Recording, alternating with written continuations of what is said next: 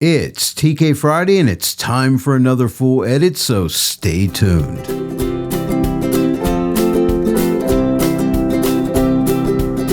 Hello everyone and welcome to the Joy of Editing with Dave Kelly, and welcome to TK Friday. It's time for another full edit. Today's image comes to us from Alex Hare. Thank you, Alex, for the use of your image.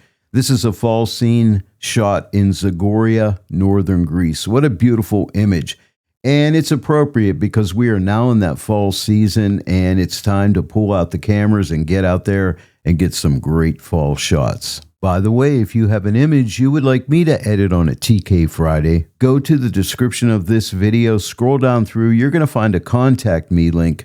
Contact me and we can discuss doing one of your images on a TK Friday. I'd love to hear from you. Now, as always, you can download this image along with the PDF notes and give this edit a try. By the way, if you don't yet own the TK9 plugin for Photoshop, I'll have links in the description below this video that'll take you over to Tony Kuyper's web store.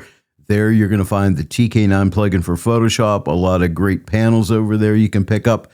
Sean Bagshaw's training videos, which I highly recommend. And you'll also find the TK Grayscale and TK Magic Mixer plugins. They're sold as a bundle. You'll get both plugins for $12. If you're into black and white photography, you'll love TK Grayscale and TK Magic Mixer. Use my promo code DK15 and you'll save 15% off your entire purchase. When you use my promo code, I make a small commission, and this helps to support my channel, so I really appreciate it when you use my promo code. And not only are you helping me out, but you're getting 15% off. All right, then now let's have some fun. Now, as always, I start out here in Lightroom Classic. Now, for this image, I normally use a linear profile, but I decided to try an adaptive profile, and I really like my results. Let me show you. Here's the before the adaptive profile, and here's after. As you can see, this is a really good starting point. Now, I did not even make any adjustments here. I just used the temperature slider and just warmed it up a slight little bit, but that was all I did here.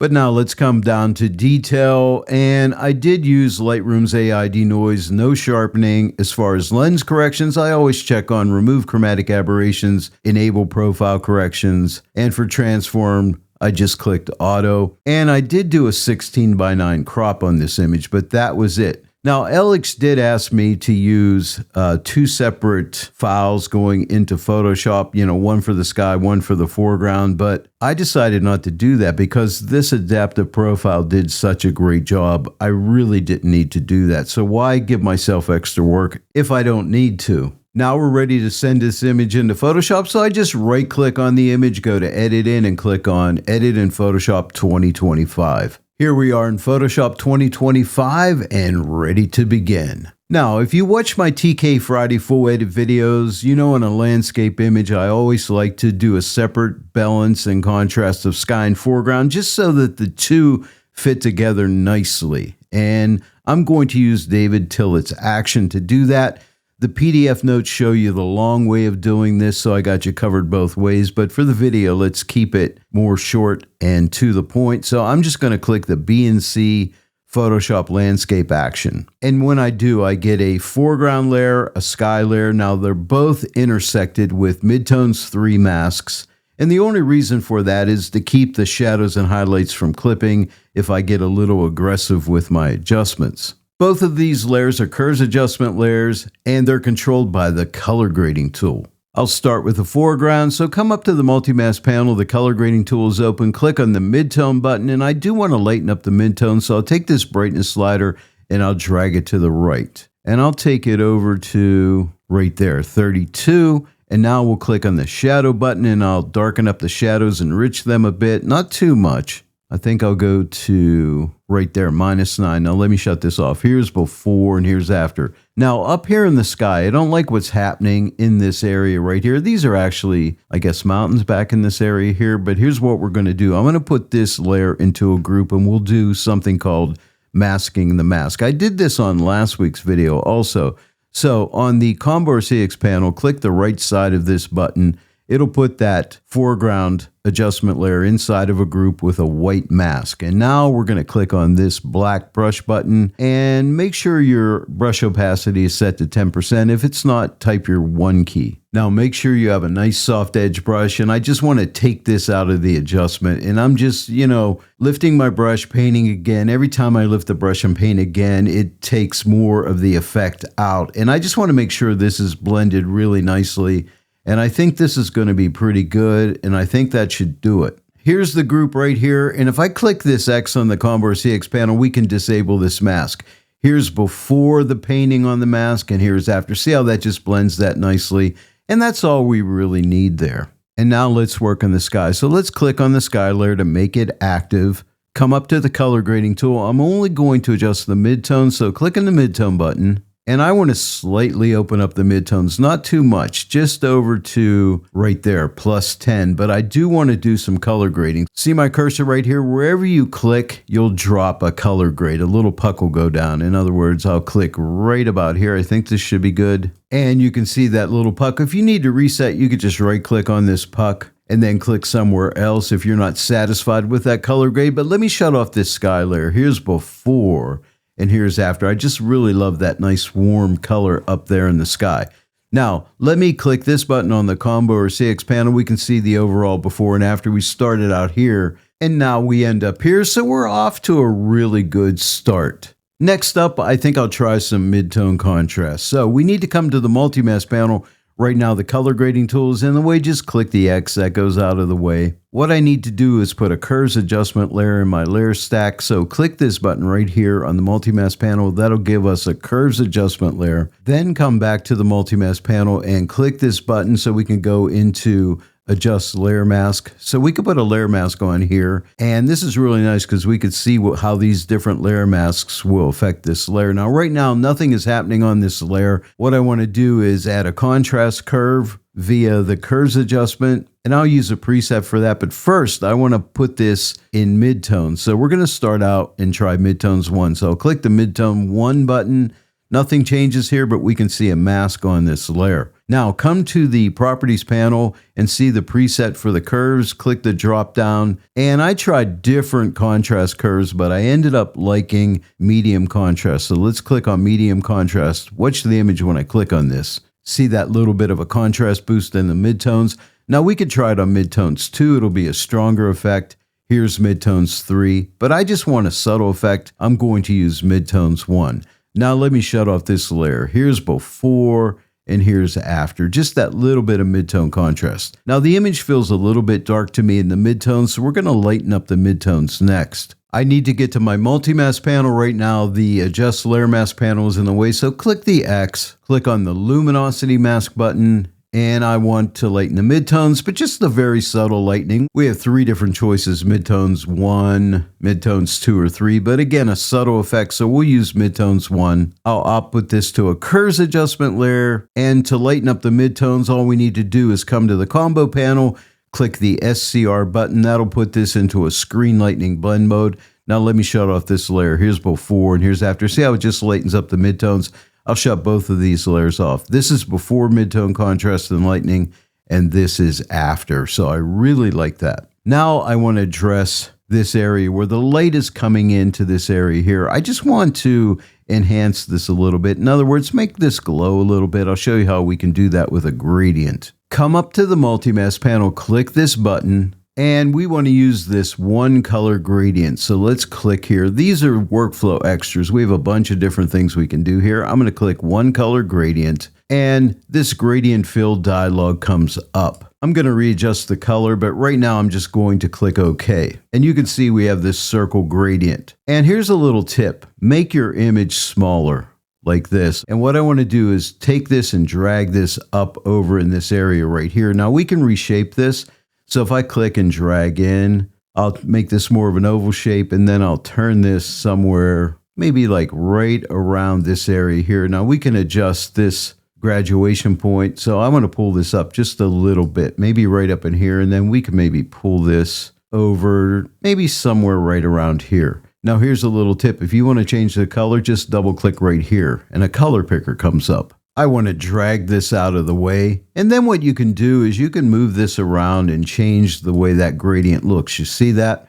And then you could change the hue of the gradient. I want that more warmer somewhere, maybe right around in this area right here. I'm looking at my PDF notes and there's a hex code number in there. I'm going to type it in here. I typed in that code FFE185. And that's the gradient color I used on my initial edit. And now we'll just click OK. Now, if we don't want to see this live gradient anymore, just click on the mask. And then I'll come to the combo panel and click this button, and now I'll fit the image back to screen again. Now, I think this effect is too strong, so on the layer opacity, I'll click right here, drag this the whole way off, and I'll just build it up slowly and stop where I think it looks right. And I like it right here at 41%. Let me shut this off. Here's before, here's after. Now, I would like to tone this down even further, so I'm going to use Blend Diff to help me. So come up to the Multi-Mask panel, click this button. I want to restrict the gradient to the highlights only, so what I'll do is click this button for Lights 1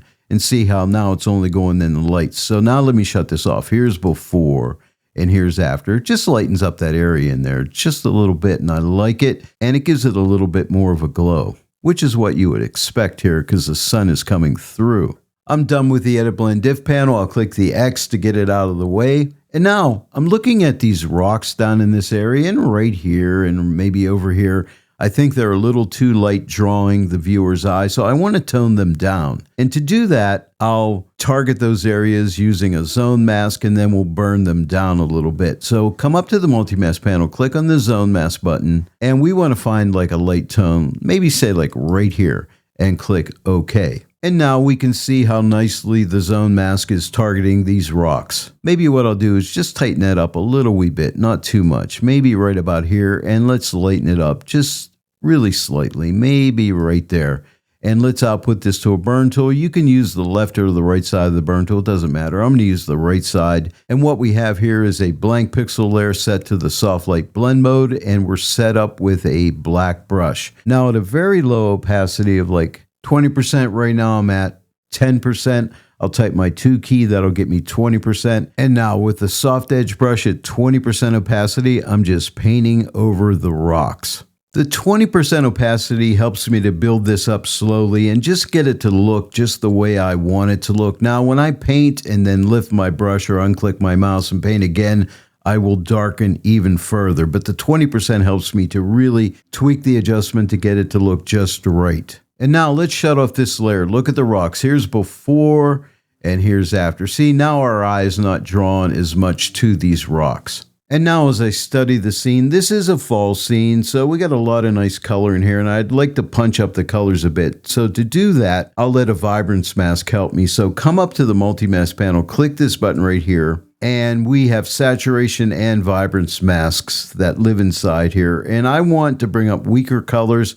That would be Vibrance. So I'm going to use Vibrance 4, which is usually what I use. I'm going to click on the Vibrance 4 button, and that is targeting all the weaker colors. And I'll put that to a hue saturation adjustment layer. I'll start with reds. I'll click on the red button, and let's increase the red saturation. Let's see where we want to go here. I don't want to go too crazy, maybe to right about here. And now let's increase the saturation of yellows. So I'll click the yellow button and let's increase that yellow saturation just a little wee bit, not too much, maybe right around here. And I think I like that. Now let me shut off this layer. Here's before and here is after. Again, before and after, just a little bit of a saturation increase. I like it. And now we come to the part of the edit where we have to pull out the artistic license. What I want to do is do some freehand dodging on a lot of the light areas on these trees, which will really make this image pop. But we're going to do it all freehand. We're not going to use any luminosity masks or zone masks to help us. We're just going to do it freehand, but we're going to use a very low opacity. So come over to the Combo or CX panel, click either side of the dodge tool. I'm going to click the right side. And what we're going to get is a blank pixel layer in the overlay blend mode. Now we want a very low opacity of 10%. Right now I'm at 20. I'll type my 1 key. And with a nice soft edge brush, look for light areas and just start to light them up. See how they just light up, just like in here and here. And just go all over the image and look for those areas and just pop some light in there. This is the fun part. And this is very joyful for me. when I do these kind of things, because this, like I said, this will make the image really sing.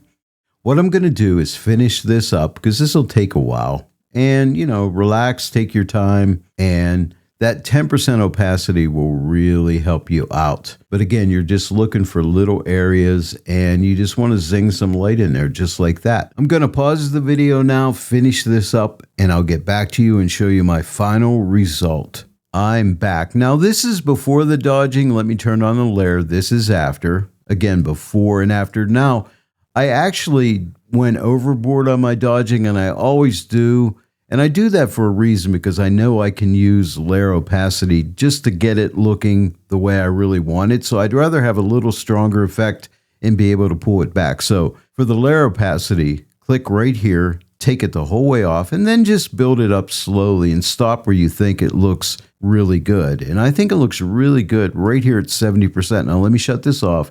Here's before, and now here is after. But look at that beautiful light hitting those trees. And now I want to add a vignette to the image, but I don't want the vignette here where the area is light or up in the sky. So here's what we'll do. We'll do a freehand vignette. Start out by getting your Photoshop selection brush. And then what you want to do is like paint like this. See how I'm letting that edge there? The area outside the pink is where the vignette will go. So I'm going to come up here like this and then come out and then come the whole way over. When I hit the other edge and release the click of my mouse, that'll all fill in. If your TK actions aren't open, come to your combo or CX panel and click a TK button and then click Freehand Vignette. A Gaussian blur dialog comes up. Just click OK. And now let me shut this off. Here's before and here's after. But I want to keep the vignette out of the darkest dark. So come up to the multi-mask panel, click this button for Edit Blend Diff, and click on No Darks 2. And now let me shut this off. Here's before and here's after. And I'm just using the default setting of 30% for the vignette. One more step and we are done. When I reach the end of an edit, I always like to try the TK color luminosity action out. It allows us to adjust how light or dark the various colors of the image are. A lot of times it's really great. Other times, I don't use it, but I always like to try it. And I really like it on this image, so let's use it.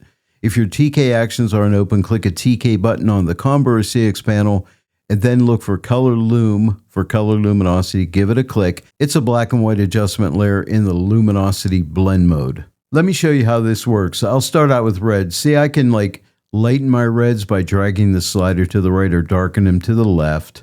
Same with yellows, lighten yellows, darken yellows, and that's the same for all the different colors here. I'll start with red, now yellow.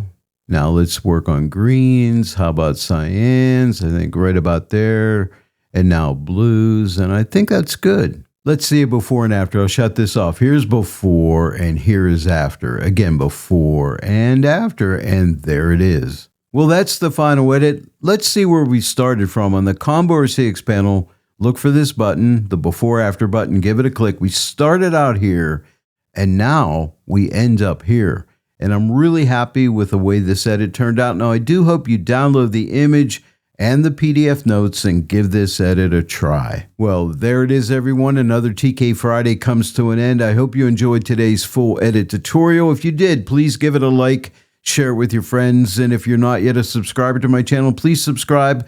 Click the bell notification icon, click all, so that way every time I upload a new tutorial, you'll get notified about it. I want to thank each and every one of you for joining me today in the joy of editing with Dave Kelly. And I'll see you all right here next time. But until then, happy editing.